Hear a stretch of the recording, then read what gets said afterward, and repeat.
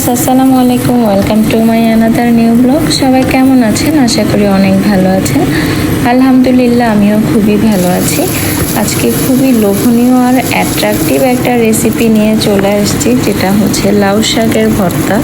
এটা অনেকেই ভাজি খেয়ে থাকে, ভর্তা খেয়ে থাকে, আর অনেকেই হয়তো এই রেসিপিটা পারেন, বাট আমি যেভাবে তৈরি করি সেটাই আজকে শেয়ার করছি। এভাবে তৈরি করলে ট্রাস্ট মি এত বেশি মজা হয়, আর প্রতিটা ভর্তার লোকমা আপনার দেখবেন যে অনেক ফ্লেভারফুল। এখন কথা না বাড়িয়ে মূল প্রসেসে চলে যাই।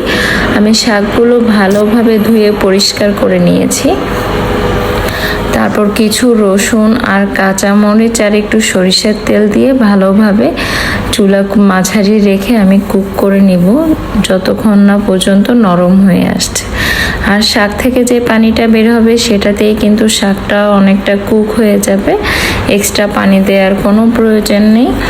দেখতেই পারতেছেন শাক কিন্তু অনেকটাই হয়ে আসছে। আমি আরও কিছুক্ষণ ভেজে নিব, আর পোড়া যাতে না লাগে সেদিকটা অবশ্যই খেয়াল করবেন। দেখতেই পারতেছেন পানি কিন্তু পুরো শুকায় গেছে, আর খুব সুন্দর একটা ফ্লেভার আসছিল, যেটা আপনারা যখন তৈরি করবেন নিজেরাই বুঝতে পারবেন।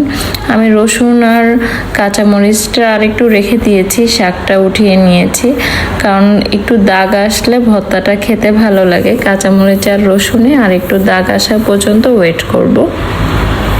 তার সাথে আমি খুব সুন্দর করে পরিষ্কার করে একটা রুই মাছ দিয়ে দিয়েছি। শুধু সামান্য হলুদ আর লবণ মেখে আমি ভেজে নেব, আর পাশে পেঁয়াজ দিয়ে দিচ্ছি। মানে সব কিছুই যখন আপনি একটু ভেজে নেবেন, ভর্তাটা অনেক ফ্লেভারফুল হবে আর খেতে অনেক বেশি মজা লাগবে। আমার কাছে পার্সোনালি মনে হয় কাঁচা পেঁয়াজ দেওয়ার থেকে সব কিছু যদি আপনি একটু এভাবে ভেজে দেন, এটার টেস্ট অনেক বেশি বেড়ে যায়। আমি সব কিছু উঠিয়ে নিয়েছি, মাছটা কিন্তু এখনও রেখে দিয়েছি। হালকা লাল করে আমি মাছটা ভেজে নেব। এখন আমার সব কিছুই কিন্তু রেডি হয়ে গেছে। স্ক্রিনে দেখেই বুঝতে পারতেছেন কতটা লোভনীয় লাগছে। সাথে আমি ধনে পাতাটাও একটু সতে করে নিয়েছি। সব কিছুই এখন পুরোপুরি রেডি। সে এখন পাটায় ঝাঁপ দেওয়ার জন্য পুরোপুরি প্রস্তুত। এখন আমি সব কিছু এখন একে একে আমি ভালোভাবে প্রথমে শাকটা বেটে নিয়েছি একদম মিহি করে।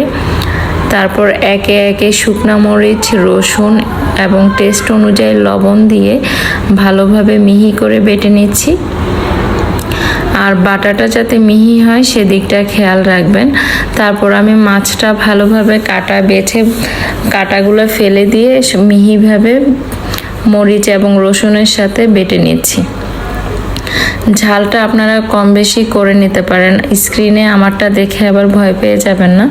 আমি একটু ঝাল বেশি পছন্দ করি, তাই আমি আমার মতো ঝাল দিয়েছি। আপনারা আপনাদের টেস্ট বাইট অনুযায়ী ঝাল দিবেন।